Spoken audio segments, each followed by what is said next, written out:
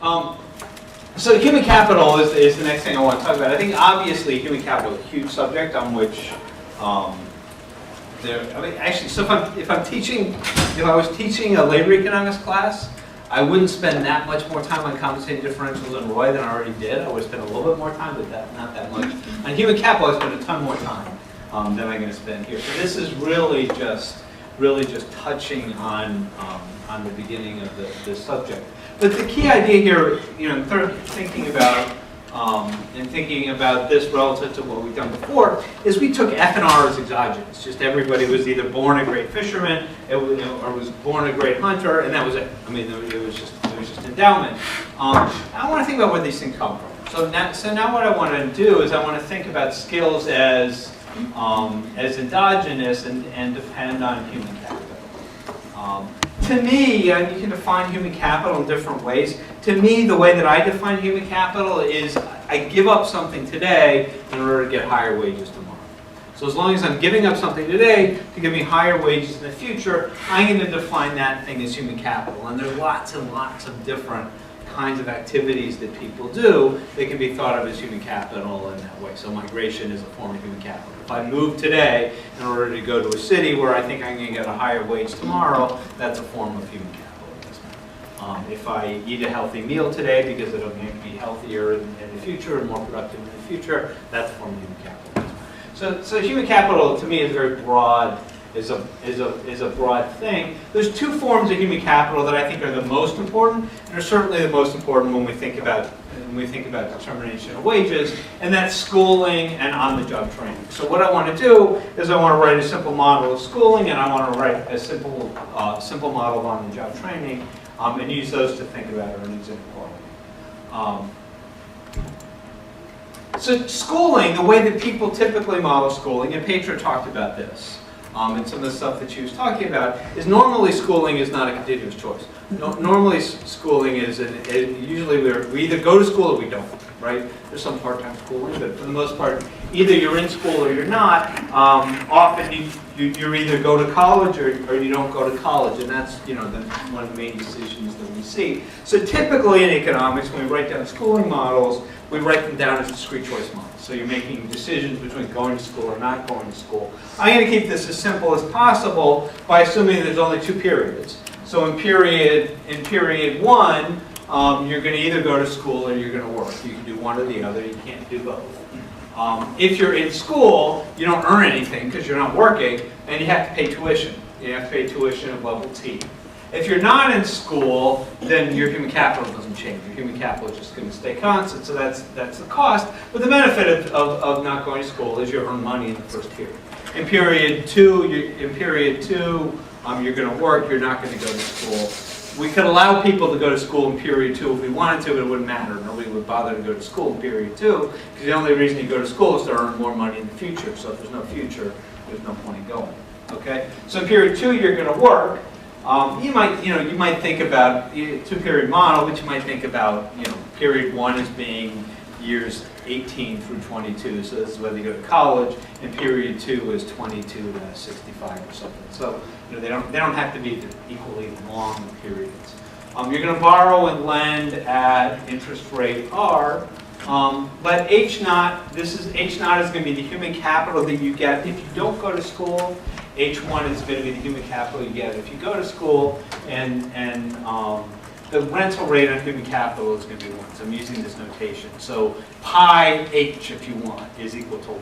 So I'm not going to have to worry about it at all. So yeah, human capital, or another way of saying it, is human capital is going to be measured in terms of dollar terms, in terms of what it pays on the market. So with two periods.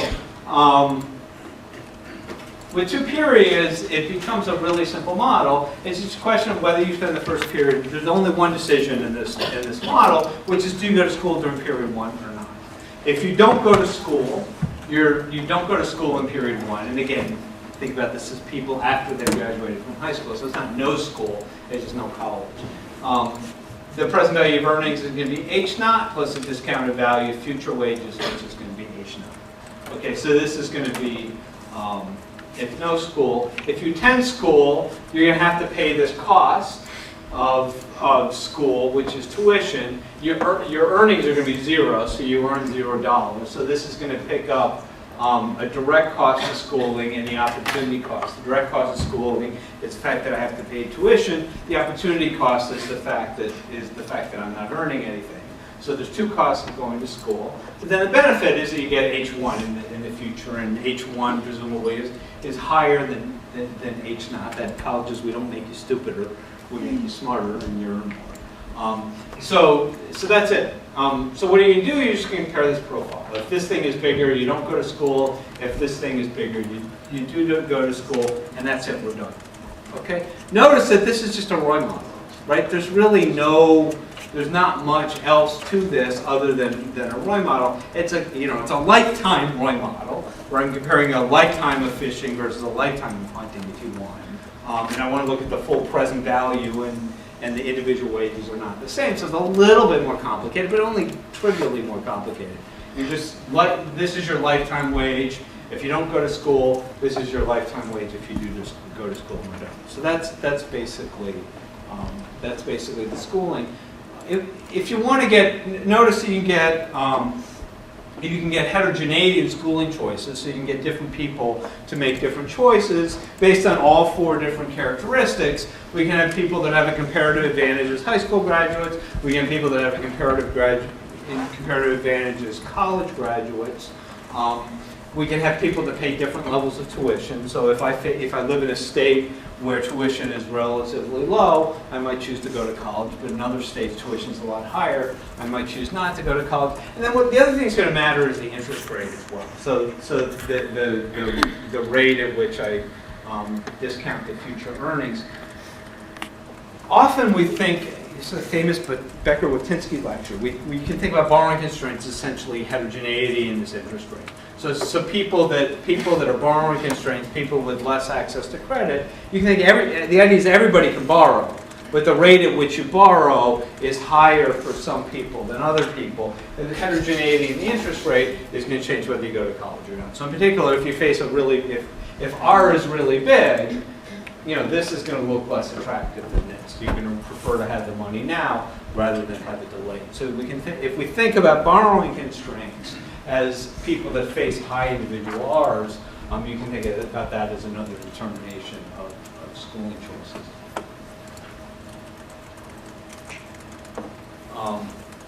Okay, so any questions about the basic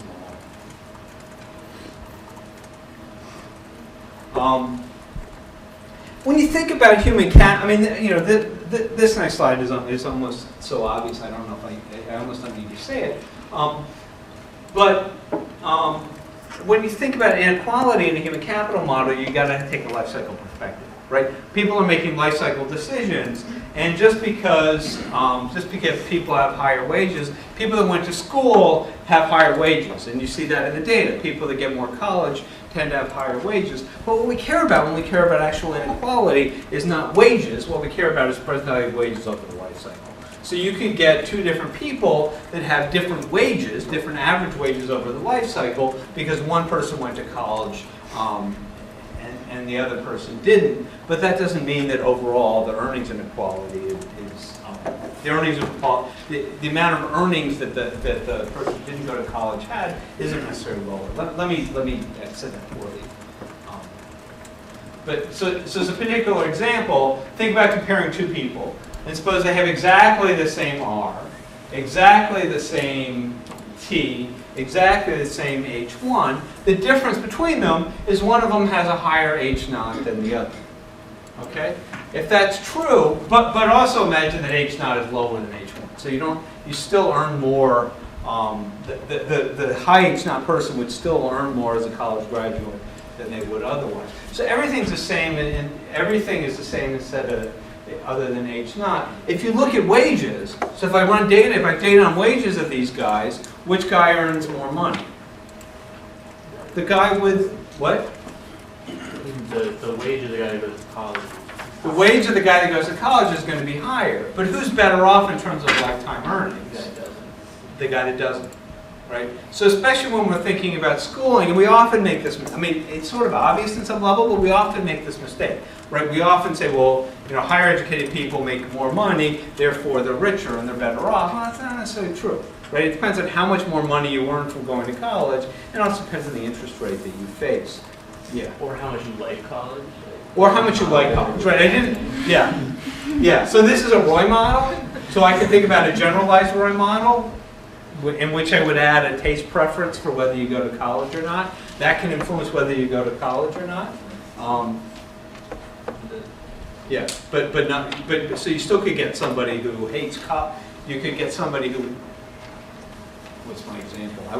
But the key thing here is that the guy that gets less education, in a life cycle perspective, may well earn more money than the person who gets more education, even though in terms of an individual wage, they earn less. Okay. What if you invest in skills that there is no demand for?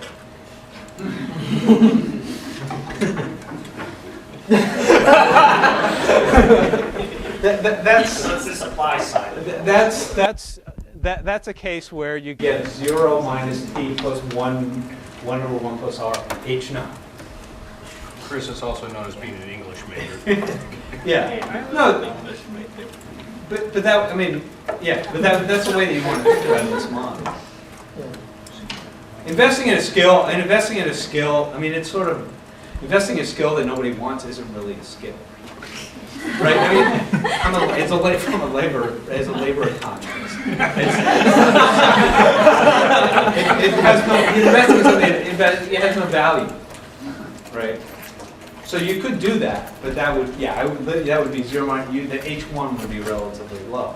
Now, if you have really high pays for doing that, you still might want to do that. So that's the whole demand and supply discussion in author in the recent paper by author revising the revisions. Yeah, I don't know if I know the paper. It's about what? It's about demand and supply factors which have contributed to the rising wage inequalities in the States. But it's about investing. It's about actually the demand for skills. Yeah. The fact that there's no demand for some skills, and that makes some people, even though they have invested a lot to go, to the lower part of the distribution. Yeah, right. So okay, so yeah, I mean, I know that literature well. I don't know if I know that exactly. I think I probably know the paper, but I'm not sure. Right? I know exactly which one you're talking about. I mean, if I was to think about this, so if I was to generalize this, right now all I have is human capital. So there's one dimension of skill, right? The way, if I would want to think about that literature, I would want to combine this model with the Roy model, right? So now there's an F and there's an R, okay? But now I want to allow demand to evolve. So I might think that there are skills that used to be, there's skills that used to be really valuable that people invested in that are becoming obsolete, right? And there's other skills that are becoming relatively irrelevant. But actually, people don't anticipate this stuff. I mean, I'm anticipating that China is growing a lot, so I can invest in learning Chinese for the future. Although today it has no value, I can infer, or if I'm person, You I should. can infer that at some point it's Right. going to be valuable. So I don't think it's a crazy.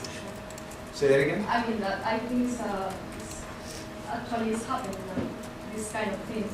Although there is no demand now, you may anticipate that Yeah. it's going to be a demand in the future. Yeah, I think you're right. I mean, I don't know exactly which skill. Maybe it's not the best example, but Yeah. I think it could happen. Yeah, there's not tons of people taking Chinese. No, but it's certainly going to be true that when you're taking courses, you want to look at the future value and you want to think about heterogeneous skills. So we would want to combine these two different things together. If you want to think about major choice, you would want to think about major choice as really a combination of this thing and the Roy model. Is that? I don't know if I'm answering. Oh, yeah. Any other thoughts or comments? Okay, empirical implementation.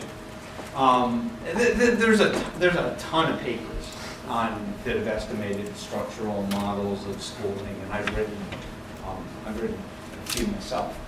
So this is a very, very large literature. But the easiest way to think about this, or maybe the simplest version of this model, is there's a classic paper by Willis and Rose. It might be 79. I don't know if that's right. But there's a paper by Willis and Rose that are the first people. I think it's the first. Somebody could correct me. But as far as I know, it's sort of the first structural discrete choice schooling model. And they're also, I know that for sure they're the first ones to link this model explicitly to the Roy model. So they write down a model where somebody can either go to college or not go to college. They're going to have heterogeneity in their skills as a college graduate. They're going to have heterogeneity in skills as a high school graduate. And then they're going to have heterogeneity in the interest rate. And they're going to make decisions. They're going to make decisions based on that. They're also going to have heterogeneity in the rate of learning within school. And they show explicitly, or they talk explicitly and use explicitly two different exclusion restrictions. So this is essentially what the model they estimate is a version of a generalized Roy model. The generalized part for them actually comes from the interest rate. So the interest rate is going to be the thing that influences schooling choices, but doesn't influence wages directly. Okay, so for them, they're going to write that generalized Roy model, where the other heterogeneity, the additional thing about that makes it the generalized Roy model, that variation is coming from the interest rate. To estimate the model, they need two different exclusion restrictions. So you need something that influences whether you go to college but doesn't influence wages, and they need something that influences wages that doesn't influence whether you go to college or not. What they use, and you couldn't get away with it in 2013, I don't think. What they use as their exclusion restriction that determines college or not is parental education. Right? So the idea is parental education influences your parental access to college. Whoops, I'm wrong slide. So it influences your interest rate, but it's not going to influence your wages directly. Okay, so that's going to be their exclusion restriction there. Their exclusion restriction for wages is they're going to use test scores. Right? So the idea is that that a test score, right, my test on a cognitive my cognitive test score is going to influence my human capital, is influence my wages, but it's not going to be related to the interest rate that I fix. So that's what they're going to use as the exclusion restriction. Okay, so that's Wilson Rose. They're not great exclusion restrictions. There's a huge literature following this. So lots and lots of more complicated models using the stuff that Pedro was talking about, the estimate dynamic programming models with schooling choices in them. Beyond this, but this is huge literature, but it's all based on this relatively simple model. Okay, so that's schooling. Any other questions about that? I guess we're more talkative in the first session. Okay, I guess we get to discrimination, maybe the perfect one. The other thing that I want to talk about, and again, this will be relatively briefly, I want to talk about learning on the job. So I want to allow people to invest in their own skills while they're working and look at the earnings profile. And so let me present what I think is the simplest version of the model that I can think of. It's basically what I'll call a Ben-Porath model. So in this case, the worker lives for 2 periods. So you don't go to school at all. You're done with school. So we're only thinking about post-schooling. You're going to work for 2 different periods, and you want to think about investing in your own human capital while you're working. Okay. So since you can't take it with you, you're not going to invest in the second period. So period 2 is right before I retire, right before I die. There's no point in giving up anything today for future wages because there's no future wages. Okay, so you're not going to invest at all in the second period. So what I want to think about is investment in the first period. I struggled a little bit with how general to write this, but I'm going to write down kind of the simplest version of the model. So the way that I want to think about it is that. Or the way that we'll write down the model is that literally you're going to go to work every day, and while you're sitting at work, you can spend time doing 2 things. You can either spend time reading papers and reading lecture notes and trying to become a better economist, or you can spend time writing papers. Okay, you spend time just writing out papers. and all you're paid for is what you produce. You're not paid for what you learn. Okay? So you're going to show your work. You spend some of your time investing in human capital. The rest of your time you're going to spend investing in the good. What's the benefit of investing in human capital? Well, the benefit of reading these other papers and reading lecture notes and stuff like that is just to make you more productive in the future, and you earn more in the future. So your human capital in period 2 will be higher the more you invest. So H is an increasing and concave function of I. So that the benefit of investment is higher wages tomorrow. The cost of this investment is you only get paid for what you produce. So you get paid for the efficiency units of human capital that you provide. Since if I is a half and you only spend half of your time working, you get half as much money as you would if you spent your whole time. If you spent your whole time working. Okay, so this is the trade-off that we think about in this Ben-Porath model. So workers are going to max. So here's the present value. Here's the present value of earnings. Workers are going to. This is what you get in the first period. This is what you get in the second period. People are going to choose I to maximize this thing, and that's going to give you this.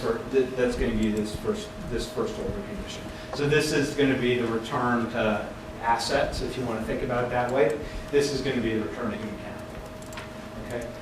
The cost today, the marginal cost of a unit of investment in human capital is H naught. The benefit tomorrow of investing in human capital is DH DI. So if you think about asset price is an asset pricing formula, this is what you would get. This is the cost of the asset today, but then this is the value of the asset tomorrow.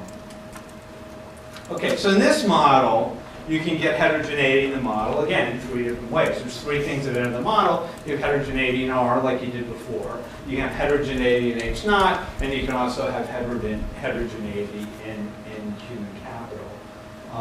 Very much like schooling, when we think about inequality, we want to take a life cycle perspective. Okay, and in some sense, it's even more true in this model. A person who's spending a lot of time investing in human capital in period 1 is going to have a relatively low wage in period 1, but is going to have a relatively, call them an intern or call them a postdoc, or call them a graduate student, right? So somebody who's spending a lot of time investing in human capital, a graduate student in TA, so you're actually working. So somebody who invests a lot in human capital will earn relatively less money in the first period, but they earn more money overall. So you want to take a life cycle perspective when you think about these models.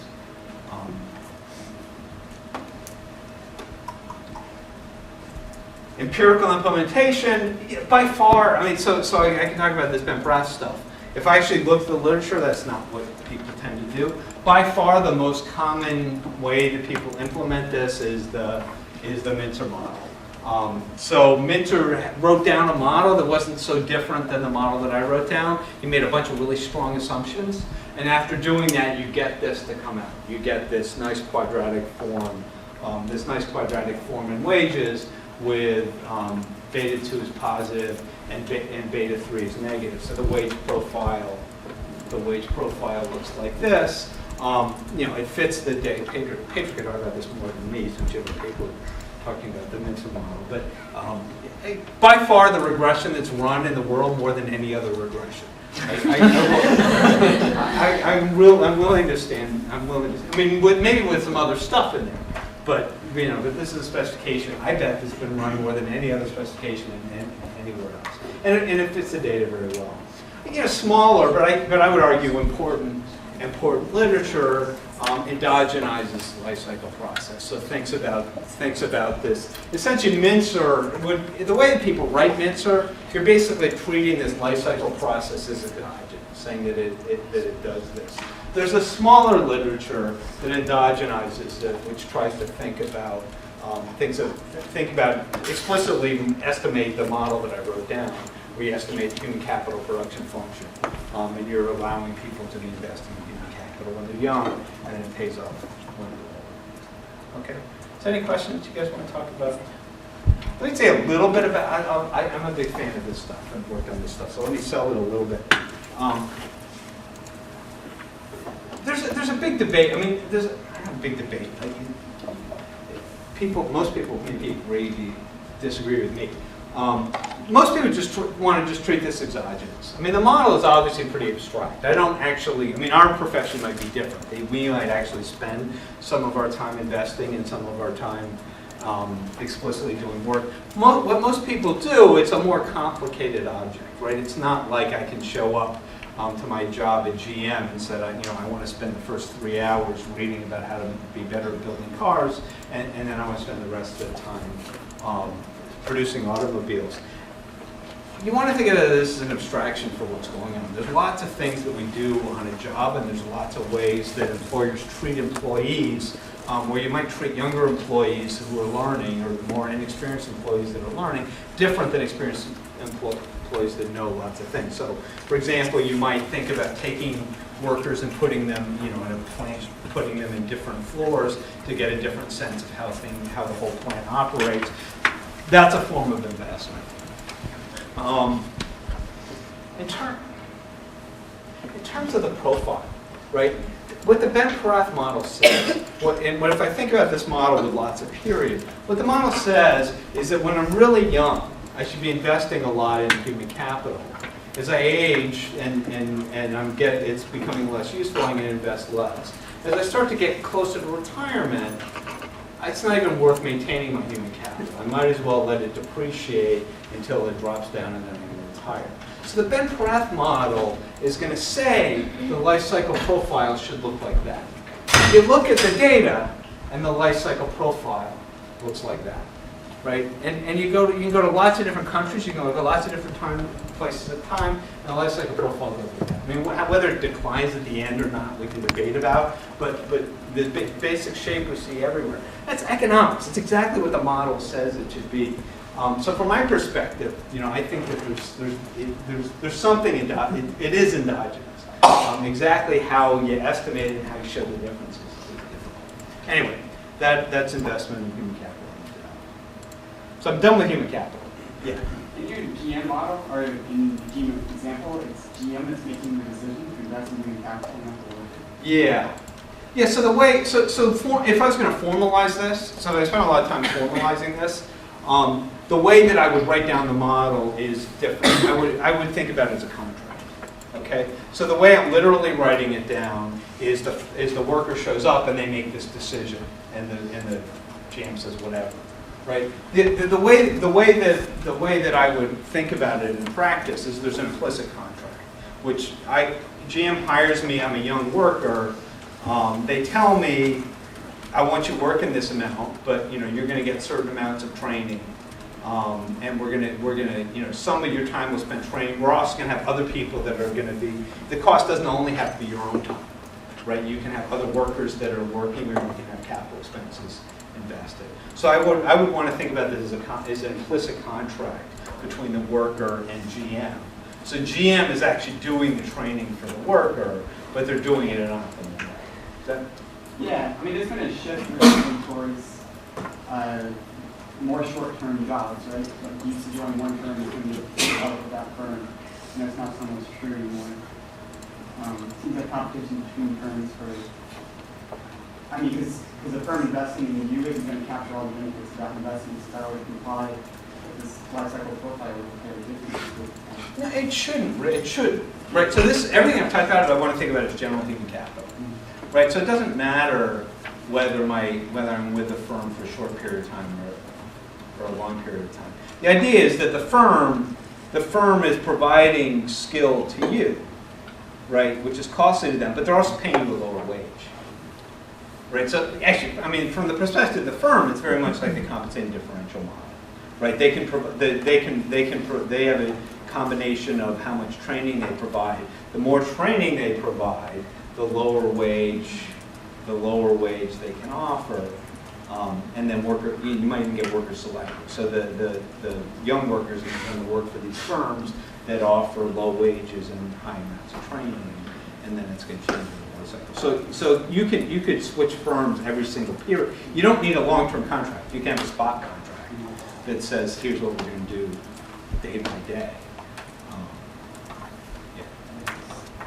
You might not even think it's a contract, right? Rosen talked about a model where you just think there's different. This is all between firms. So there's just some firms that in their nature, you learn a lot working at that firm. And there's other firms which you don't learn very much working at all. Right? The firms that you learn a lot, they can pay lower wages because workers get this benefit. Young workers are going to choose to work at those firms, and then they're going to move to the other firms. And you might think about it as positions within a firm rather than across firms. Yeah.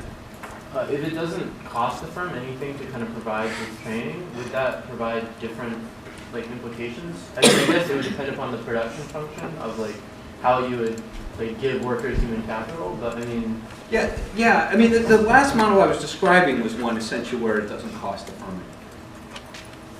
Right. So the Rosen model. Suppose it's just learning by doing. Right. There's some jobs that we do. I don't know. There's some jobs that we do. Like, be careful what I say. There's some jobs that we do like teaching, where we don't learn anything. It's just pure. It's just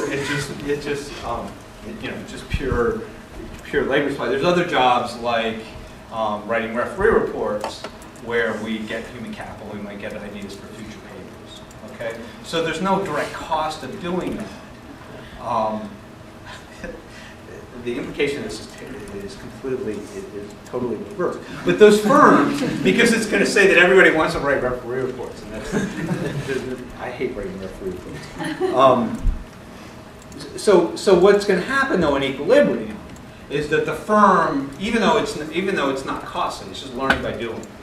It's going to work out in equilibrium that firm can pay workers lower wages, right? And then this firm that doesn't have much of that is going to pay higher wages, right? Because they, yeah. And then workers are going to end up earning lower wages and investing more in human capital when they're young than when they're old. So in practice, it's going to look exactly the same.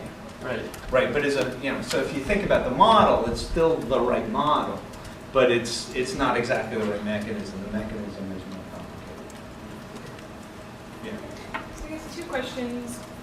One, I think there's this, so I keep trying to think of how this fits in with this other literature that I'm thinking about that's like these job match, employer-employee, and that's oftentimes in that literature, some of the human capital is job specific and something you can take with you. And does that fit nicely in this, or is it kind of more of a separate thing? And then secondly, so is this another example where you'd say that inequality and the wage inequality that's generated by this is efficient?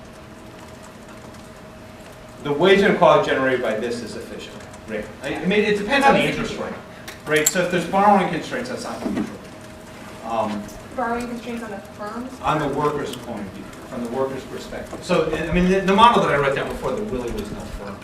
But in this model, if this R is going to pick up, if I want to interpret borrowing constraints as meaning everybody can borrow, but they borrow at a high R, and the R that I borrow is above the market rate of R, and this is concave, you're going to get underinvestment in capital.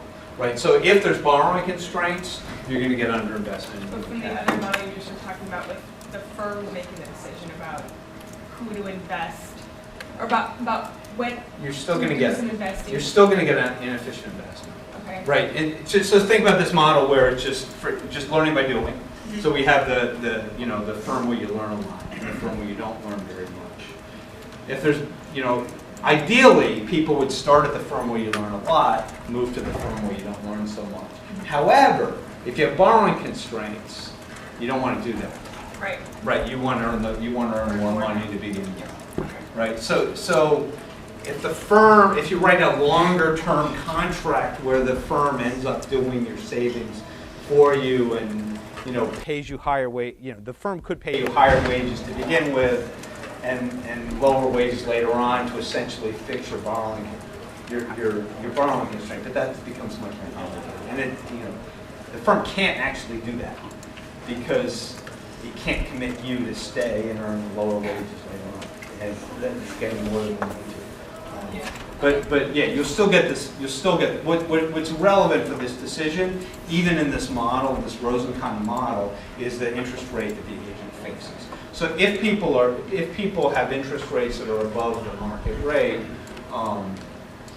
then you're going to see underinvestment in human capital, and then things won't be efficient. However, if there's no borrowing constraints, everything should be efficient, and everything should work fine. I mean, unless you added something, you could always change it in some way that it wasn't. I don't know how much to get. So specific human capital versus general human capital, that was the other question. Yeah, I mean, I'm just curious. It's not probably, I don't know. This topic is human capital, so that I was. Yeah. Maybe, Yeah. maybe ask So about it. I mean, in general, I spent a lot more time talking about this. So let me. I have a relatively strong opinion on this. So let me just say what it is. I mean, normally, so everything I've talked about is pure general human capital. All there is general human capital. We don't even need to think about specific human capital. Okay. The other thing that people think about, and the standard thing from Becker's textbook, would be there's specific human capital. And what's specific human capital? Specific human capital is skills that are useful in this firm and not in other firms. And the model is going to become more complicated because now you're going to have a bargaining. Now you have rents in the second period, right? So if I invest in skills that are Wisconsin specific today, tomorrow there's this rent to be shared because I'm more valuable in Wisconsin than I am anywhere else because I have these specific Wisconsin skills. So we're going to engage in some sort of bargaining where we're going to split the rents. So it's not hard to write down a model where you still get first best investment, you don't get any turnover and things like that. So you can have, you can think about specific human capital as well. The Becker book does it, so it was on my lecture notes. So there's specific human capital, there's general human capital. Let me tell you something that, my view on this. And now, it's not only my view on this. The literature's headed this way.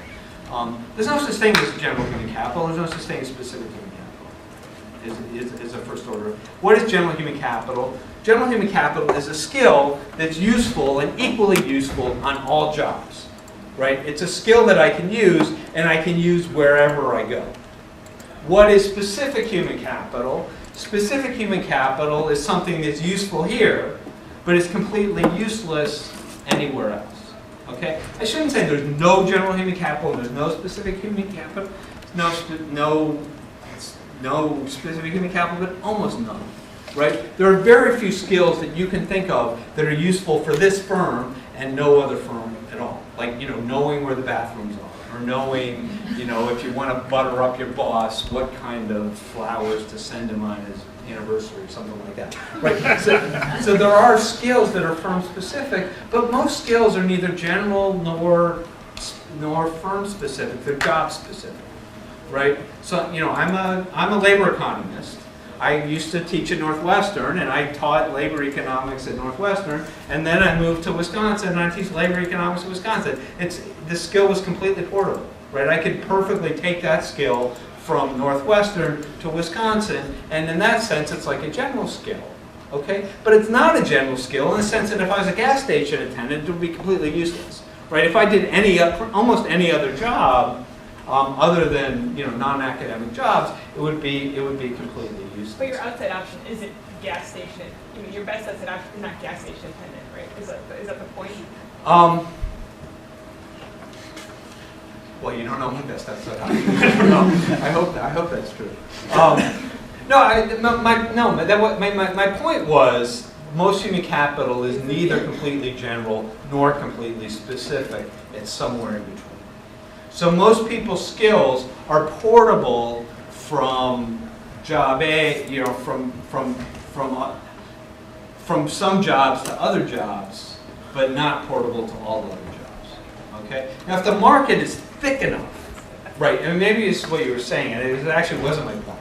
But if the market's thick enough, it might as well all be general human capital, right? I mean, if there are enough jobs for labor economists.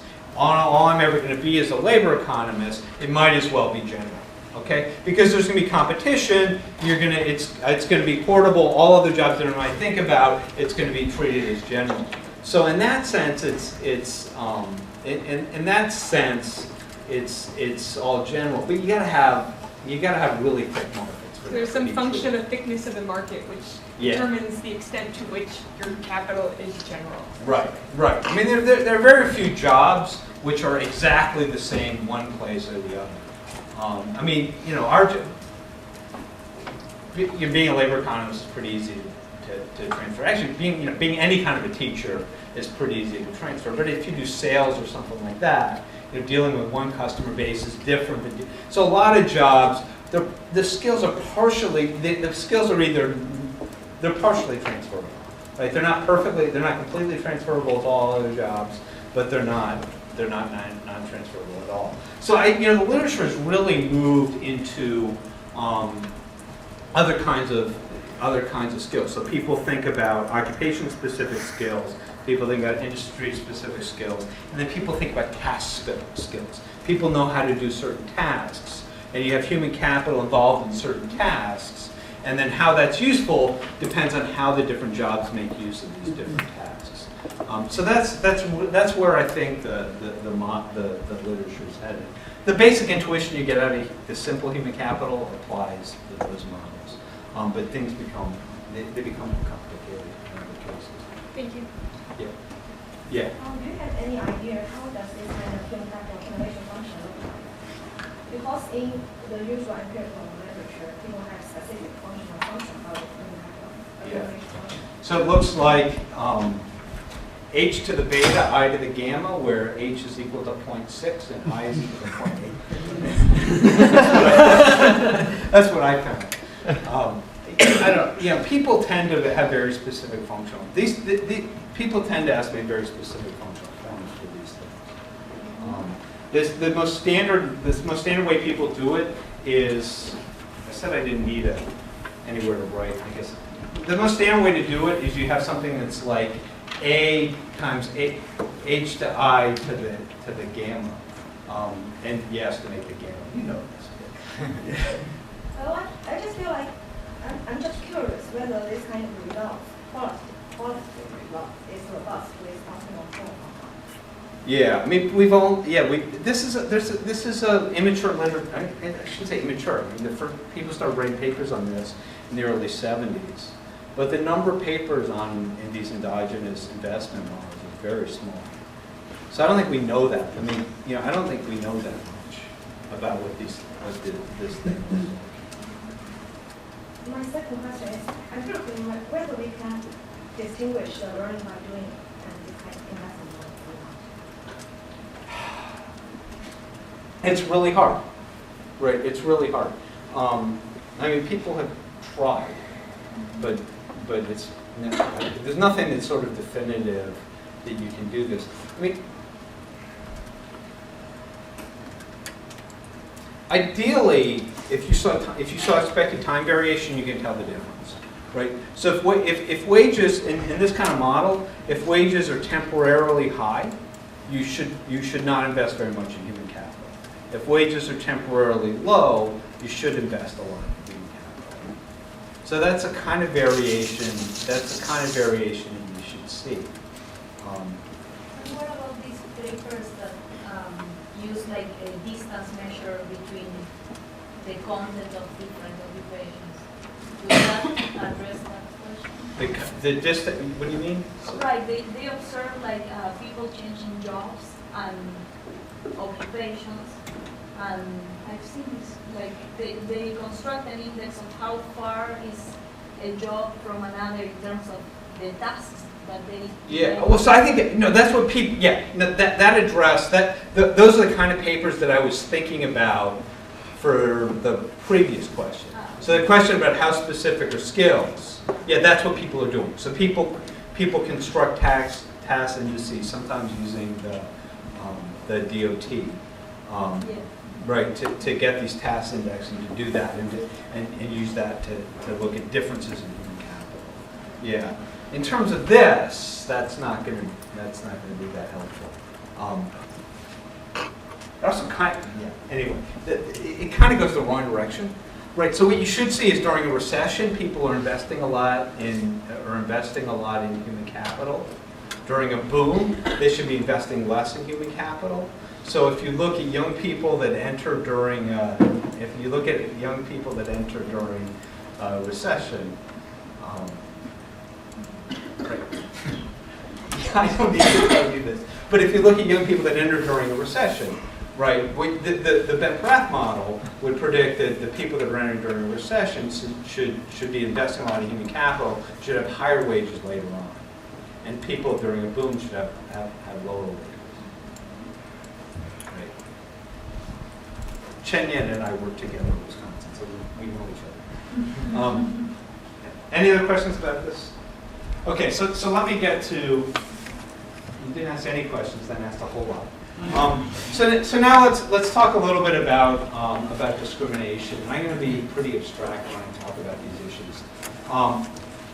So what I mean by what I'm going to mean by discrimination is what economists tend to mean by discrimination, which is going to be very narrow. Discrimination to me means that two people that have identical skills get paid different wages.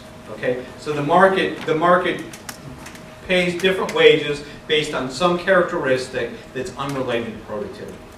Okay, it could also be you pay two people the same wage even though they're different productivity. But for this set of lecture notes, that's going to be the definition of discrimination.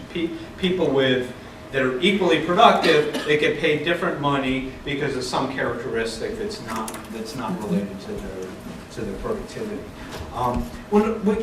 Let's think about, really, there's 4 types of discrimination to talk about.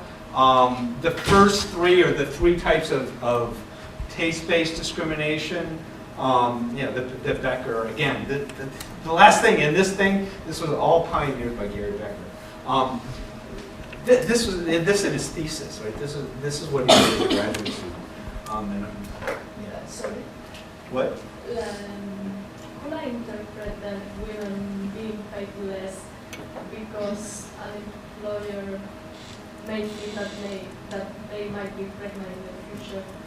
Could I interpret this as a discrimination? No. So that, yeah.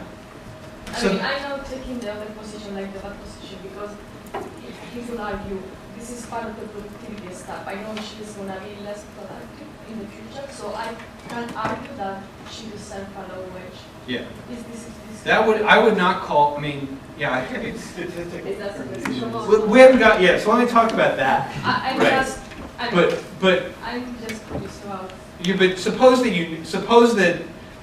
that hiring and firing workers is costly, and I know for sure that a woman that I hire is going to have a kid next period. She's less productive. I mean, from my perspective. Okay, so I would not want to call that. I would not want to call that discrimination. You can get to statistical discrimination, where you might have women who aren't planning to have kids. And they are suffering the statistical stuff. Right. So you might have that. You might have a form of statistical discrimination, but it's still.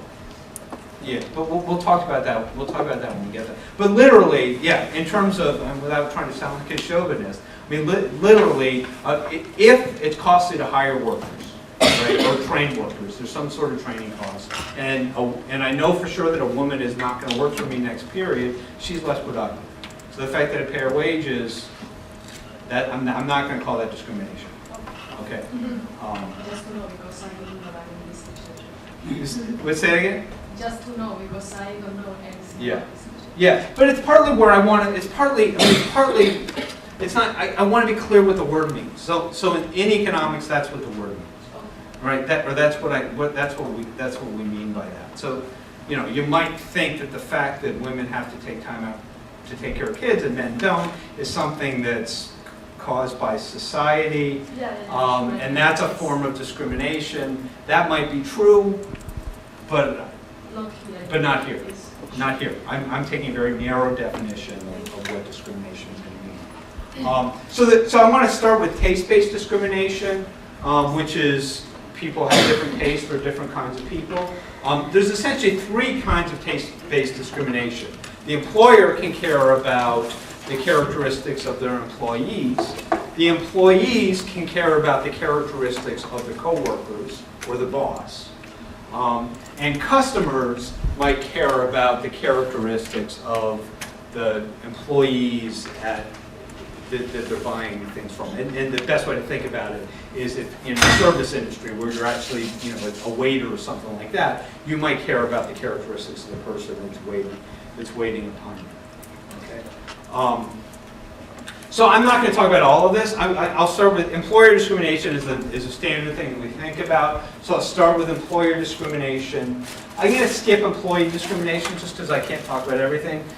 Employee discrimination, we're talking about wage inequality. Employee discrimination actually, or employer, what did I call it? The employee taste discrimination actually doesn't lead to discrimination. So employees' taste tends to lead to segregation. Right, so if one group of people prefers working with one group and another group prefers working with another, that's not a problem. You just get segregation, and the people that like working together work together, and if these guys that like working together work together, and you don't necessarily see a wage difference. So employee discrimination doesn't necessarily lead to wage discrimination, though it could. I'm going to touch on customer discrimination, but that's the thing that I kind of have the less to say about. And then I want to talk about statistical discrimination, which is an important topic, and one that I think you deserve some clarification. So you need you can see I'm going to be as vanilla as I can. We're going to have two types of workers. We're going to have hearts and we're going to have diamonds. Okay? Employers prefer hearts. They like hearts a lot. They don't like diamonds. They don't like diamonds nearly as much. So the way that they're going to operate is when they hire a diamond, I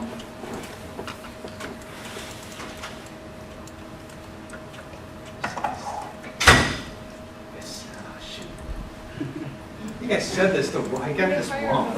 I wrote it wrong. Oh no, I got it right. I'm sorry, I got it right. Yeah.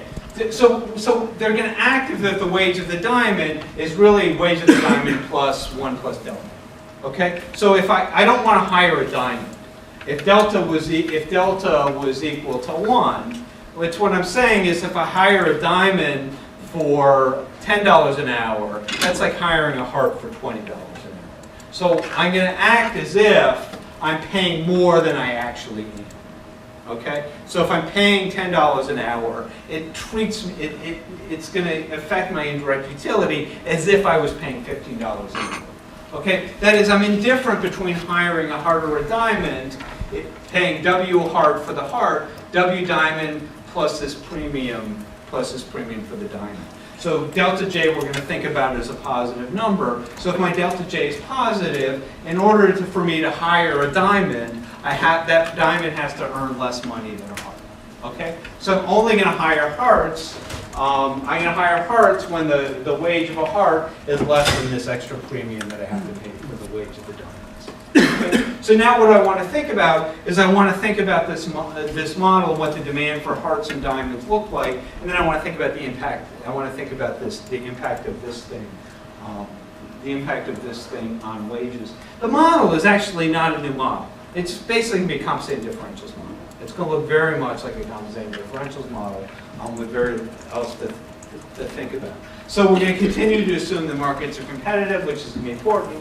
To make things simple, you don't really need this, but each firm is going to hire one worker, and the number of workers is going to be the same as the number of firms, so we don't need to worry about unemployment. None of that's important. Everyone's going to work. We're going to assume that the supply of workers is just given. So hearts are not endogenous. A diamond cannot become a heart cannot become a diamond. You're born the way that you're born, you have your suit, you're stuck with it. Okay, so that's your heart, these are the number of hearts, those are the number of diamonds. So this is going to look exactly like the compensating differential model. The only real difference is that the supply is inelastic.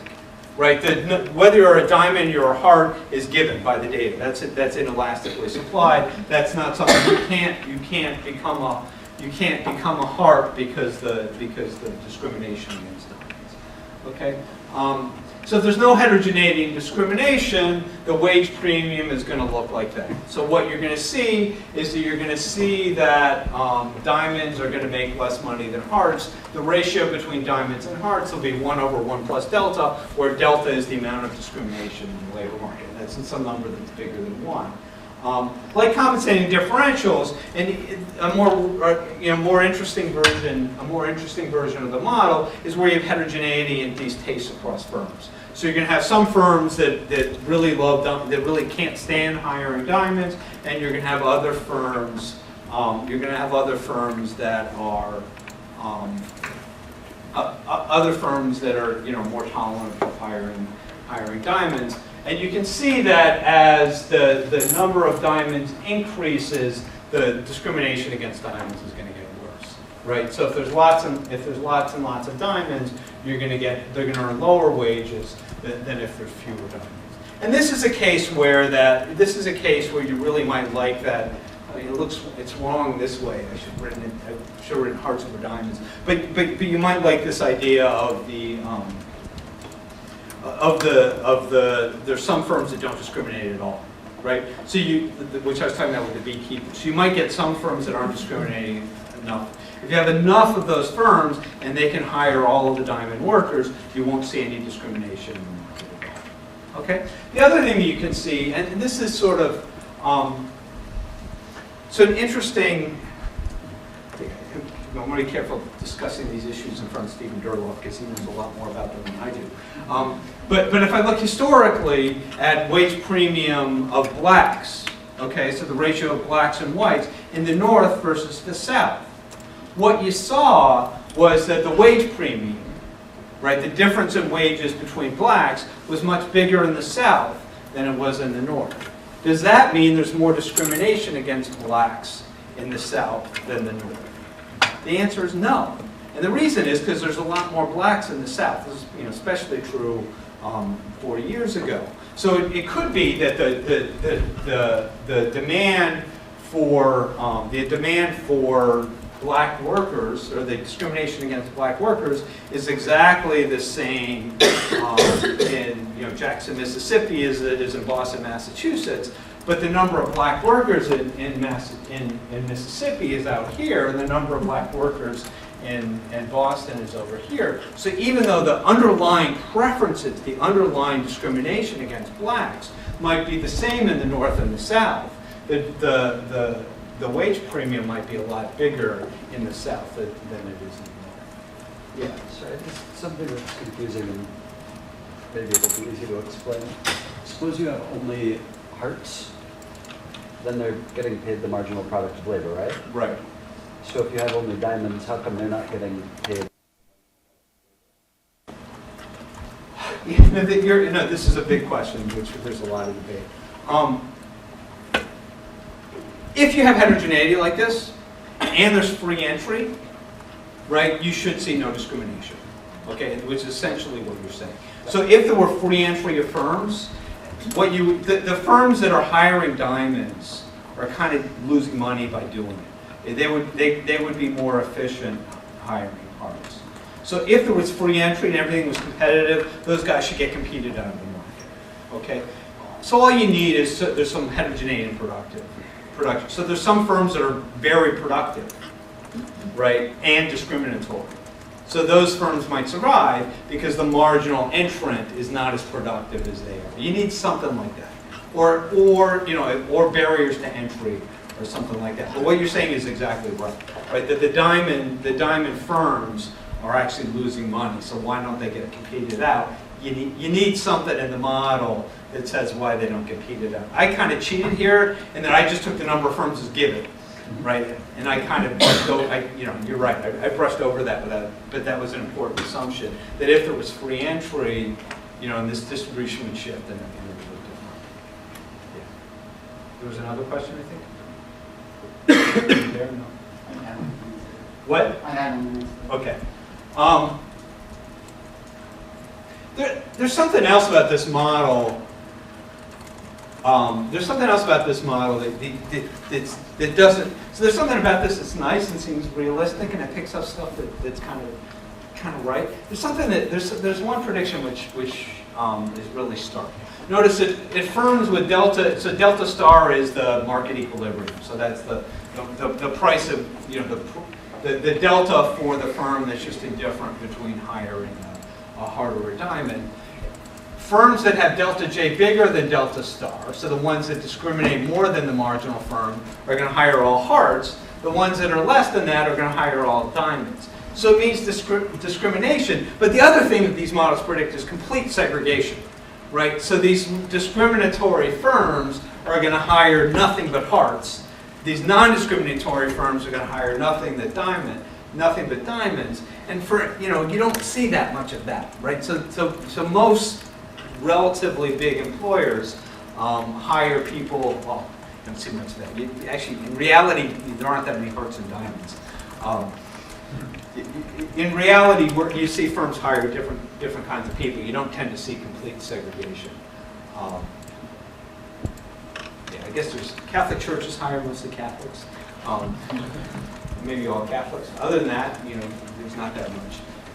So that's part of the model you might not like. You need search frictions and thin markets or something like that.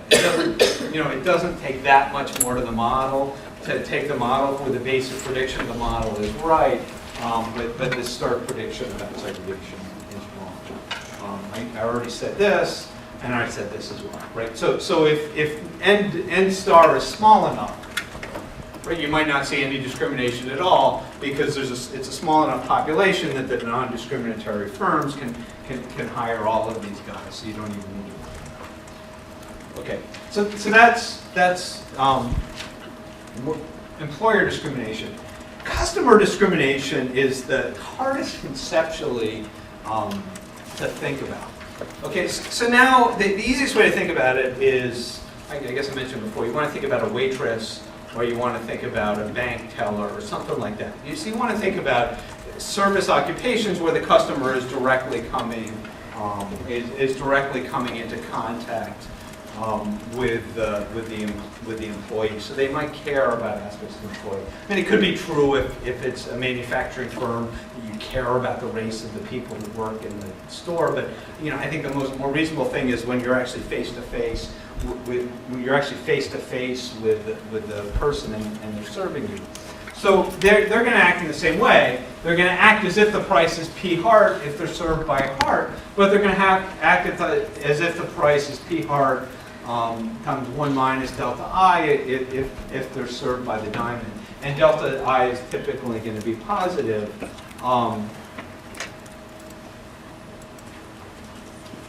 This should be P diamond. So essentially what's going to happen is that there's customer discrimination. Unless the price is really low, I'm going to prefer to go to the place where I can get served by a heart.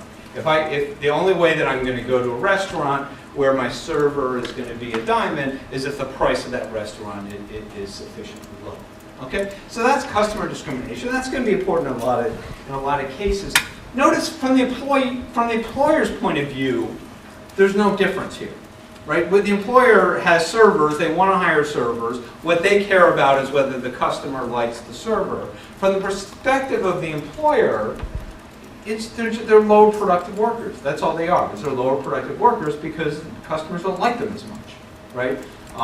Whether customers don't like them as much because they're a diamond, or customers don't like them that much because they spilled soda on them. That part's less relevant to the direct, if all the employer cares about is maximizing profit, that's not relevant to the employer. So it's going to be like employer discrimination. Employers recognize this. They're going to pay lower wages to the diamonds because if they're going to hire diamonds, they got to lower the prices in order to get people to come in. So they're going to prefer to hire, the employers are going to prefer to hire hearts. Notice that it's very different though. It's not evil from the point of view of it's not evil from the point of view of the employer. It's not that they're discriminating directly on the workers. They're recognizing that their customers prefer certain types of employees, and they're hiring the type of person that their employee likes to hire. Now, it's still illegal. They're still, in some cases, they're still not allowed to do it. But it's not necessarily evil from the point of view of the employer. They're just maximizing profits. One of these things it's hard about this. I mean, conceptually, it's hard to even think about what this means. I mean, so there's some cases there's some cases where it's, you know, it's sort of obviously, it's just obviously discrimination, right? If I just, you know, I want to be served by a white waiter, I don't want a black waiter, I refuse to go to the restaurant. If I'm served by a black waiter, you know, that's just clearly discrimination, clearly bad, clearly something we shouldn't like. The cases where it gets more complicated is if you're someplace like Hooters, right? So there was a sex discrimination case one time because there was a male waiter that wanted to be hired as a server at Hooters, and I think that he won. But that's one of those cases where it's customer discrimination. Is it discrimination or not? I mean, it depends on what, you know, it depends on what the service that the waitress is providing. Is it just serving the food, or is there? You didn't pass the salmon down. Yeah. There might be more. You know, it's how you interpret the service, right? I mean, if people prefer being waited on by certain types of people of the opposite gender, especially, is that, yeah, you know, is that really discrimination? And you be a model if you're ugly. What? Can you? Yeah, right. Right. Can you be a model? Yeah. Yeah. People prefer when they buy magazines, they're more likely to buy the product if the model is attractive. Is that discrimination? Or what? Say it again. At the end, your characteristics are going to be more or less. Yeah. Yeah. So, I mean, another issue is that, you know, if you think about cultural stuff too, right? So you might prefer people that have the same cultural background as you because communication with them is easy, right? So is that actual discrimination? I mean, it's bad in the sense that, you know, it means that certain types of people might not get hired. You need to worry about it, but in some sense you're more productive. You know, if the customer and the person, you know, think about a financial advisor or something like that, if it's easier for them to communicate, it's actually more productive, right? So there's some cases where it's just obviously purely bad discrimination that we want to that we want to make illegal, but you're going to get into other cases where it's harder to think about. Depends on how you think about the service and how you think about it. So is this kind of, are there enough people in these kind of service jobs that this would, like, I mean, quantitatively make a very big difference for, like, inequality? I mean, when this was presented at Michigan, the kind of response was like, yeah, this could happen, but there aren't a lot of people in service industries, and then they would kind of substitute away from service. Okay. I've heard that there's a black man, black woman distinction in service industries, that there is discrimination against black men because they think that people would, so there is kind of that sort of. Yeah, but that it would have to be compounded with discrimination in other ways. Because you could. Yeah, I don't know who said it, so I don't, you know, I don't. If you're looking at low-skilled workers, Yeah, a lot of them are service jobs. then service is relatively important, right? You know, if you look in a lot of restaurants as well, the jobs that are being paid the most are often the people that are out front doing the service. The jobs back in the kitchen are paying less. So I agree, it might not be a huge sector of the population for which this is really important. But it's probably a sector that we care the most, that we care a lot about. I mean, this is very much it's low-wage workers for whom this is going to be relatively important. I just had a thought that I'm not sure falls into this category or not. There's been a couple of references to waiters and being disappointed for less utility from a minority waiter. But I could think of something like the opposite, where, you know, if I'm thinking about going to a Mexican restaurant and I get served by a bunch of white guys, maybe that's not as cool. Or maybe it's signaling that, you know, somebody who looks Mexican can make better Mexican food or something like that. And I don't know if that falls into the same discrimination story. It still does, It yeah. sounds less evil to think like, I want to go to. Yeah, I mean, from my perspective, I haven't distinguished whether hearts or diamonds. Maybe the diamonds are the guys that are rich and the hearts are the guys that are poor. Yeah, so if it's any kind of discrimination will work. There's a place called Smokies in Madison, Wisconsin, which I love. But almost all of the white people are over 75. And this is part of the charm of Smokies, right? So that's an example where when I'm there, being waited on by a relatively old person is sort of positive. It's kind of, when you go and you get like a normal age waiter, it's kind of weird. So you've been kind of focusing on wage discrimination, but there's also the possibility that they invest in human capital less for certain groups of people, and would that fit under your definition of discrimination for this? Yeah, so we talk about that. Often when we think about that, it's statistical discrimination. It's not taste discrimination. I don't know if pure taste discrimination. I don't know if you could get under investment. If there's two different if there's two different kinds of jobs, right, and there's more discrimination in the high-skilled job than the low-skilled job, then people that are discriminated against are going to invest less in human capital. So that would be true. I don't think that's the nature of what you're talking about. Right. So the statistic. Well, when we get back to statistical discrimination, I think I might have more to say about that. Yeah. Yeah. I think I was right that there would be more discussion. Discrimination. We're spending a lot of time talking about something kind of philosophical. But despite that, I don't know if I'm really comfortable with this kind of notion of evil. I feel like we're kind of embedding this notion of evil into what's inside the heart of the owner of the firm. But really, in some ways, you can interpret the production function and the profit function as a production process that's almost removed from the owner of the firm. And really the existence of evil is just what's in the heart of the society around the firm. Yeah. And then it's just as evil if it's the consumers that's creating the discrimination. I agree. Then if it's the owner of the firm. Yeah. Right? Yeah.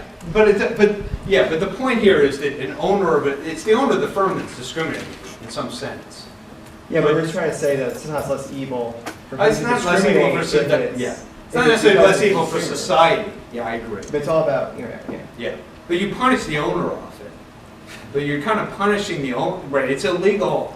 If I operate a business where I know my consumers' preferences, they act certain ways. Yeah, but in public finance, all kind of works out equally, right? Is that the way we usually think about it too? If we punish the owner, it's going to punish everyone. So, anyway, I don't know. I don't know. Had intuitions about it. I would have to. Yeah. In this context, yeah. So just going back to Lucy's question, I think if you had, if there were a law, for example, that you couldn't pay, different workers different amounts, then couldn't you get the underinvestment for certain workers as just an artifact of what you have the law, and then you don't want to pay them as much, so then the one thing you can sort of off the books. But that would actually lead, you might get underinvestment for the hearts. So it'd be underinvestment the other way you kind of think about it. So the group that, so I have to pay hearts and diamonds the same. So what I'm going to do is I'm going to hire college-educated diamonds and high school-educated hearts. Right. So if you had to pay them the same amount, it would actually be the non-discriminated group that would invest less in education, and the discriminated group would invest more in education. I think I meant in terms of how much capital you, the firm, are investing in on-the-job training. Like if you were able to vary that without anyone, if that was sort of vague enough that. If you can, yeah. Because before you described the contract as like you get paid in money and then you also get paid in investment and you sort of sign up for that contract. Right. So you could, no, you're right. Yeah, you're absolutely right. Yeah, so you could do that. You could pay them the same amount invest more in the homes. Sorry, that was my question about whether it's the people's own investment or firms differentially deciding to send employees to certain training programs or anything. You give them the fancy office, you give them the company car, right? Anything you might give. I mean, there's a sense in which this investment is like an opportunity aspect. It's something else that you give them to the worker. Yeah. And then you would observe that in differences in promotion, I guess? Is that how you were explaining how that, you imagine that model would play out then as there's some contract that as I invest more in this period, in the next period, you're going to be paid more, which essentially is like promotion and then. Yeah. You would, the way this model would work is you wouldn't promote the worker. Right. You would invest in them, and they would get hired away from you to some other firm that would pay them more. You can't promote one and not the other because you're prohibited. Yeah, no, not that. Yeah. I'm saying that you would see differential investment in human capital by differential promotion, perhaps. You could, yeah.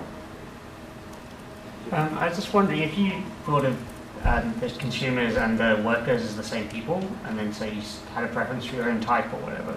Could you Can you speak up a little bit? If you had a preference for your own type, because the consumers and the workers are the same people, so hearts would pay more to be served by a heart and diamonds more by a diamond, could it be that you end up with no discrimination but the segregation results? Yeah, exactly. You could, right? Yeah, you could just separate but equal. Yeah, that is. But it would be separate but equal, but not enforced by anyone at all. Yeah. Yeah. Yeah, so you could have, black bars and white bars and Mexican bars. But everyone would be happy. And everybody would be happy. Yeah, I suppose you get straight bars and dual bars, which you might see. Okay, any other questions about this? So now we're going to go, empirical implementation. I don't have that much to say about this. Here's what people do. I mean, it's really, really, really hard problem. Right? I mean, people tend to just run log wage regressions with their mensural regression, stick in this dummy variable for being a diamond, and then throw in as many variables as we can. Okay? And the problem is distinguishing whether beta 4 is coming from discrimination or is coming from skill differences or taste differences is a really hard thing to do. And as a practical matter, rather than so the two most common diamonds that we use are race and gender. They're kind of different, right? I think for race, what people are really worried about is skill differences. So the concern is that, say, black men and white men have different backgrounds. White men grew up in better environments. You want to control for everything about the environment before you do that, and that's often a difficult thing to do. Often controlling for a bunch of stuff. So throwing in a bunch of stuff gets rid of most of the difference between blacks and whites. Women is sort of a different thing. So I compare men and women. And when you say skill, we're talking unmeasurable skill difference. Well, it's yeah. So we're by this time we're controlling for your education level, your college GPA or whatever. Yeah.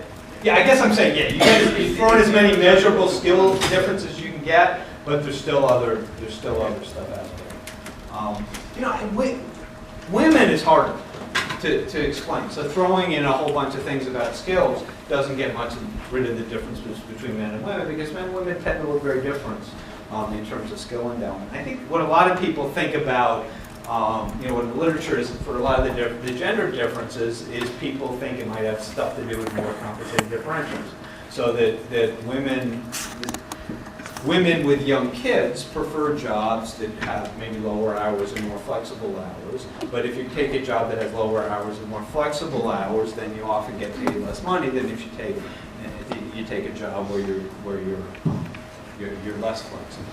So for women, I think often what people think about here is case differences. For blacks and whites, it's often skill differences, but it's obviously both for both. Yeah. Just out of curiosity, do you have an opinion on the audit studies that have been conducted on trying to measure discrimination? Yeah, so do you guys know what audit studies are?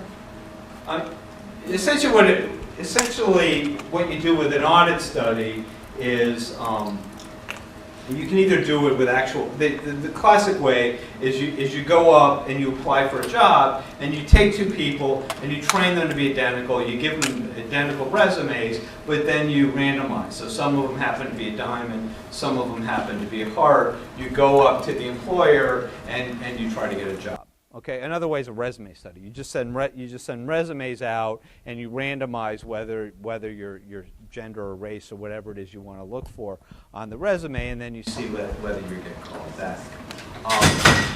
Those are great for looking at what they look at, but the problem is what they look at is relatively limited, right? So what we really, if what I care about is wages, I can't tell that from an audit study. Right, because they never actually, these guys never actually get hired. All I get to observe is whether you get called back. And the problem is, and often by definition, they're not necessarily the right person for the job. So none of these guys might have been hired for any of these jobs anyway. So knowing exactly, knowing how important that is, so you can find evidence of discrimination clearly. Quantifying it and saying how important it is for wages is difficult to say. I mean, most jobs, I guess I don't know this word that well, but most jobs are not found in these formal methods. A lot of jobs are found from connections and things like that, right? So, people that find jobs through these kind of formal channels aren't necessarily representative. As a note for the wages thing, there's a study by Porath and Tate that was actually in AJX, and part of the evaluation was that the evaluators had to put down a recommended starting salary. And their finding was that moms get a lower recommended starting salary than dads or childless. Yeah, but even then, 10 years later, if they've been working for the firm and they turn out to be the same, equally productive, they tend out to be equally productive, but they still have different. Yeah, so it's even, so they're good for what they do, but they're limited. It doesn't tell us everything that we want to know about the labor market. About labor market discrimination, it can, but they're useful in what they can tell us. Okay. Yeah. So the story you had about women preferring jobs that would be more flexible or whatever, you could control for that with firm-specific effects, occupation-specific effects, if you have like a fine enough grid. Yeah. And then I guess the thing you would have left is the unobserved skills. Yeah, I mean, so what happens if you control, the problem is you don't really, I don't know if I want to get that much into this, I want to talk about some other stuff, but the problem is you can over-control, right? So if I observe, if there's a woman's occupation and a man's occupation, and I often if you get things firm enough, there's no discrimination. Right? So if I look at an actual position and I look at two people that have exactly the same job, then they're making exactly the same amount of money. But the position that you actually have might be endogenous. Yeah. Right? So, if I'm looking at a firm and I promote the male, but I don't promote the female, I might control for that and find within these salaries there's no discrimination, but I'm still promoting the male and not the female. So it's one of these issues where it's not clear whether you want to control for those things at all. I mean, kind of within my context, you should, but more part of the discrimination might be that access to certain occupations is limited. So you might control for those things and find no discrimination, but there is discrimination. It just happens through the occupations. So the problem is you can almost never control for everything, and you kind of don't want to control for everything. So you can, it's not, when you're looking at women in particular, it's less important for blacks because the occupational differences between black men and black conditional education, the occupational difference between black men and black. And white men is not that different, but the occupational difference between white men and white women is very different. But it's not clear whether you want to control for that, right? So it's hard. Yeah. So there's really no perfect way to do it. Anyway, so I don't have that much time. But let me talk about statistical discrimination. So in the Zimmerman-Trayvon-Martin thing, this is a somewhat active topic that I'm going to make as boring as I possibly can by making it look like nothing but regression. So here's the idea. I mean, to me, well, okay, so let me present the way that I want to think about things and say a few things, because I think it's useful to think back at what we mean by this term. And we have to sometimes be careful what we mean by discrimination. Okay, suppose that we have a model. So y is equal to beta naught plus x1 beta 1 plus x2 beta 2 plus u. U is independent of x1 and x2. Y is productivity, so employers care about y. Okay, but the key thing is employers don't have full information. All that employers get to observe is x1. They don't get to observe x2. Okay, so they observe x1 and not x2. They know the model, so the rational, and they have rational expectations. Okay, so they know how productive everybody is on average. And they know that the expected value of x2 conditional on x1 is equal to this thing. Okay, so x1 is correlated. X1 is potentially correlated with x2. So if employers are risk neutral, or if the law of large numbers applies to employees, they don't need to worry about things, they're going to pay people their expected wages. Okay, and think about a spot contract. To hire a worker, they produce, and then at the end of the period, the employee relationship ends. Right? If there's learning, it becomes more complicated. But forget about learning and just assume that we pay everybody their expected wages. Well, the expected wage of y conditional on x1 is equal to, just using the law of iterated expectations, beta naught plus it's equal to that thing plus x1 times that object here. Okay? What is this object here? Well, the key thing to note about this object here, and what's mostly interesting about this object, the most important thing about this object here, in terms of statistical discrimination, is that beta 1 might be 0. X1 has no effect on productivity. It's totally unrelated to productivity, but it's correlated with X2. Okay? Even if beta 1 is equal to 0, we might see a wage premium or a wage cost paid to X1. So you might have two different people. One has high X1, one has low X1. You pay them different amounts of money, not because X1 is predictive in itself, is productive in itself, but because X1 is predictive of productivity. Okay, this is what a rational employer should do. So, for example, if race is correlated with high school quality.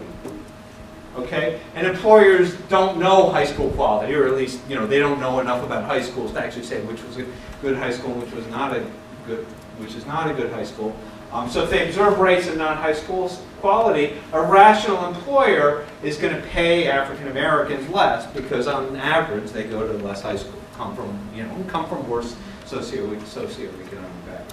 That's statistical discrimination. Yeah. I mean, the obvious problem with this is that when so in your example, African Americans are deciding whether or not they're going to go to a good high school or spend money to go to a private school or whatever, it's going to be conditional on the wage.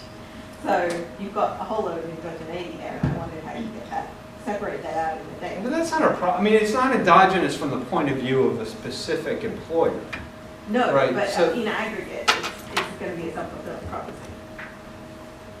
no, here it won't be. I mean, like if you expect that, so.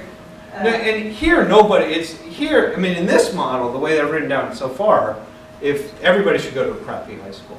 If all that I'm paid on is based on my X1 and X2 is endogenous, there's no incentive to invest in X2 at all. So in this simple model that I've written down so far, that would be true. That would be true for the X1s and the X2s. Okay, so I guess I'm thinking about this in terms of like the men-women dynamic, right? Is if your employer pays you less because he thinks you might stay home and have a child, when you have a child, then if your husband's being paid more and you're being paid less, you're more likely to be the person who stays home and has a child. It's kind of, it's self-fulfilling in that sense. Yes. So that one is that one is true because X2 is you're not just investing in. Well, that one's true because the decision is being made after the wage offer. No, but it's going to be true and equal. It's going to be true and equal. Let me not get into it. We have like 2 minutes left. So if we want to talk about this, let me just kind of finish with what I'm saying. Right now, we're just taking, I'm thinking about a given employer's problem. They're taking X1 and X2 as given. X1 and X2 might be endogenous, and that's fine, but for Joe Schmo who's hiring a worker, to work in his butcher shop, it doesn't really matter. For him, it's exogenous. Yeah. Sorry, I don't understand why you need to assume that the belief of the employer is accurate. Is what? Is accurate. I don't. No. Yeah, that's exactly. What? You assume that. I did assume that. Yeah, but that's a standard of statistical discrimination. The basic statistical discrimination is a rational expectations model. So you're going to get, you don't have, obviously you don't have to assume that. But this is a model I don't want to talk about. Okay. Yeah. If you have incorrect expectations, it could be. What? It could be. It could be. Then you got to think about whether they evolve over time and what happens. Right. So then you need them to persist, and they can inaccurate expectations persist over time? They can if you never hire if you never hire a non-X1 worker, you never learn about their skills, so you're incorrect. But in general, people, if these employers have been doing this for a while, they should learn, and they should have rational expectations, right? Okay, so a rational employer here is going to pay African Americans less. Note that we're talking about earnings inequality, okay? And thinking about statistical discrimination doesn't lead to earnings inequality, okay? In the sense that in this model, the key difference between this model and kind of the other models that we've thought about is whether you have full information or not. The fact that you don't have full information leads to less earned wage inequality, not more, right? The variance of this object here is smaller than the variance of y, okay? So the statistical discrimination is really not a source of earnings inequality. What's a source of earnings inequality is productivity differences. Right? The reason that you get earnings inequality in this model is because if beta 1 were 0, going back to this one, if beta 1 were 0 and beta 2 were 0, right? So if these skills had no value and all workers were exactly the same, you wouldn't get any statistical discrimination. Right? So if, in particular, beta 1 were 0 is the model we've been thinking about, right, where X1 is not productive. But if beta 2 were 0, you would get no earnings inequality. So the source of the earnings inequality is not really coming from statistical discrimination. The source of the earnings inequality is coming from the fact that there's variation in X2. Okay? It's correlated with X1, but it's coming from the fact that there's variation in X2. So if there were full information, that would actually lead to more inequality, not less inequality. So thinking about this in terms of inequality is kind of fundamentally different than the other sources of discrimination. The other sources of discrimination we talked about, you can start with workers that are all identical, and you can get heterogeneity in wages. In the statistical discrimination model, if all workers are identical in terms of productivity, they're going to have identical wages. Okay? Here I'm using the rational expectations, right? So if you believe that one group was lower productivity and you paid them less and you never learned any better. Because in that case, discrimination is efficient. Statistical discrimination is efficient or profitable for the firms. Because No. Because on average, you're right to discriminate. So on average, you're right. In the rational case, yeah. Yeah. But not in the irrational case. No, yeah, of course. Yeah. But you mean more unconditional inequality, because if there's full information conditional in high school, there would be less inequality, right? Say it again. You mean, All I mean is whether X2 is known or not. right, so full information, you mean there would be more unconditional inequality. For conditional in high school, there would be less inequality. Right. There'd be more, yeah. There'd be more total inequality, and yeah, it's all unconditional. Yeah. Okay, so here again, I'm using this rational case, and if things are irrational, it's going to look different. Almost by definition, determining statistical discrimination is impossible. Okay, not quite impossible, but really, really hard. And the reason why it's really, really hard is because think about what the econometrician can do. The econometrician runs a regression of wages on X1. If I run a regression of wages on X1 and there's statistical discrimination, the coefficient on X1 is going to be beta 1 plus gamma 1 beta 2. Okay? I mean, that's just what wages are. So that's straightforward. The other thing to notice is suppose that I ran this regression, but I didn't have data on X2.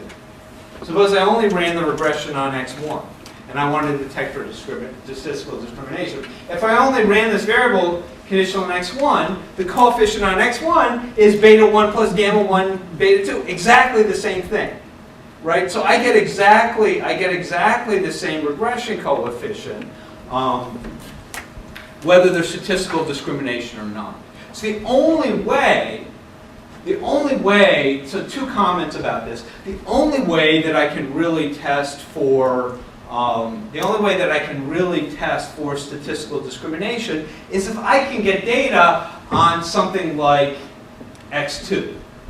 I need to get data on something like X2 or something like Y. Now this is almost impossible, right? Because the employer who's actually in the real world talking to this guy, trying to hire this guy, doesn't have information on this. So somehow you have to get information, that the employer wasn't actually able to get, okay? Which is often very hard. Now there's some examples of this. So Altanji and Perret have a paper where they use test scores. So they observe the AFQT score, the test score of workers, and they say that's something the employer doesn't get to observe, but it's something that I get to observe.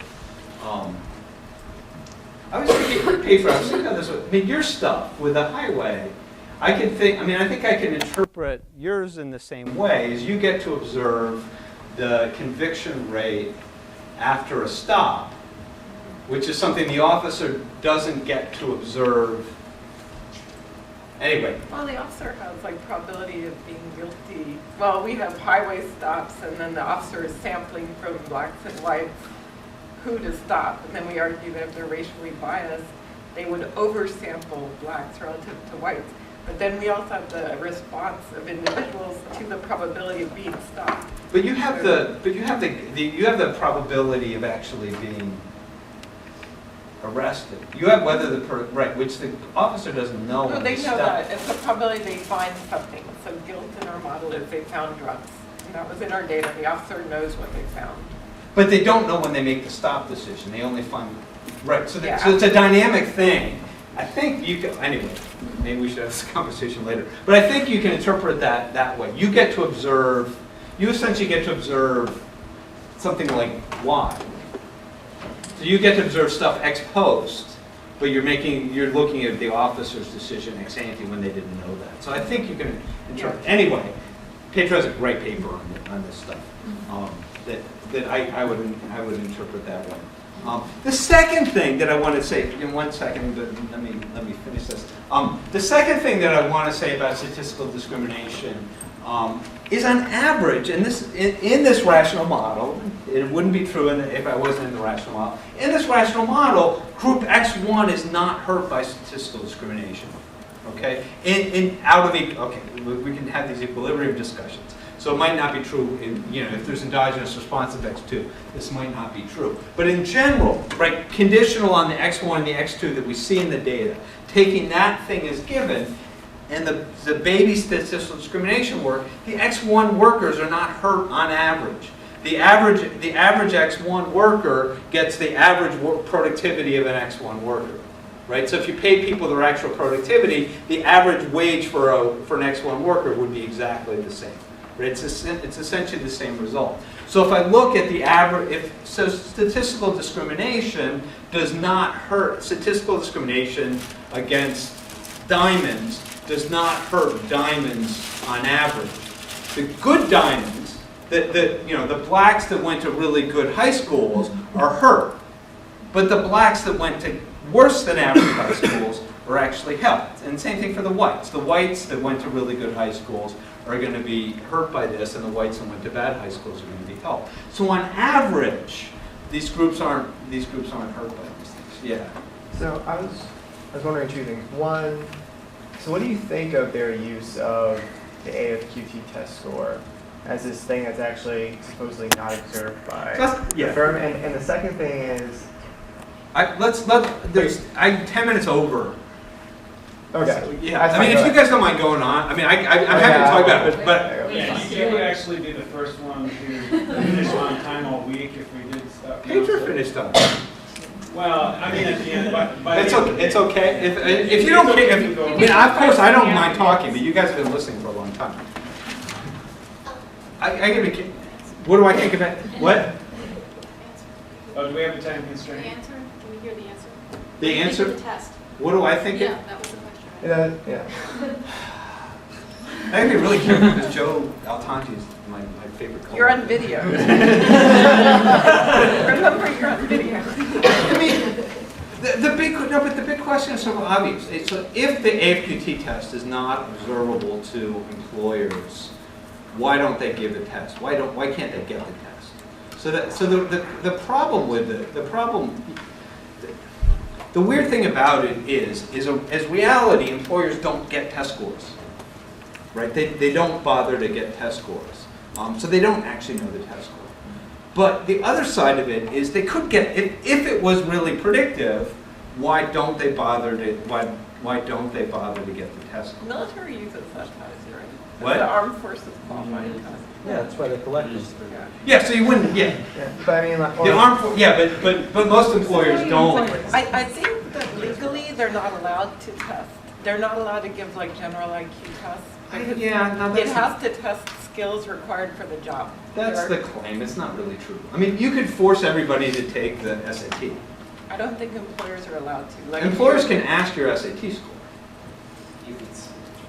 I don't think if they it's have relevant to show for it. the job, it has to be a skill relevant for the job. I don't think. I mean,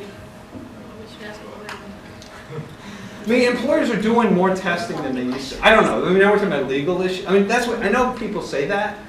I don't think it's. I don't know if it's. I don't know the extent to which it's true. I think you could ask people. No, there was like a legal case involving like a fireman or something, and he applied for a job, and they were giving general IQ tests, and it was found that it wasn't legal to be giving these tests that were unrelated to the skills. But like for the SAT score, I don't know if you need to prove. The test needs to show that it's relevant. So something like an SAT, that's already been shown. So I don't think I'm not. Anyway, yeah. I think the problem is that the SAT score or the test results in a disparate impact. Then you have to justify it in court if someone sues you. So, but colleges can ask for SAT scores. Colleges can ask for SAT scores. So it's not obvious that if a college can ask for an SAT score. But it's those disparate impacts. Yeah. You're not likely to have a disparate impact with classes that ask for the SAT scores among college students. The fire department in New York got sued because they weren't learning on blacks because they were just using these tests. But they were using them. Anyway. There were legal problems with using them. Yeah. Okay. So also just in terms of time, if we can wrap up soon, that would be good so that you guys can have your scheduled office hours before the poster sessions in June. Okay. Did you have a second? No, it's okay. It's fine. Okay. I just want to bring. I mean, we have this. I'm not going to. This was just kind of a broad thing. I wasn't really going to get into the details of the model. I'm especially not going to get into the details of the model. But I want to mention something that I think that's important.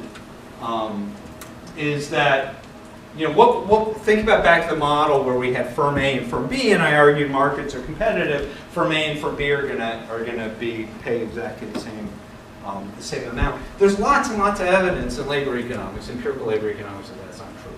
Okay, it's hard to know exactly. I mean, there could be a difference in compensating differentials. You could be differences in the skilled workers and the skills of the workers. So you never know for sure. But the bulk of the evidence suggests that some firms pay more money than others. Okay? So another form of earnings inequality is that one firm pays more than others. Now, why might one firm pay a different amount of money than others? Well, the simplest way to think about it is just pure monopsony. Okay? I've got, I live in a town, I can't move.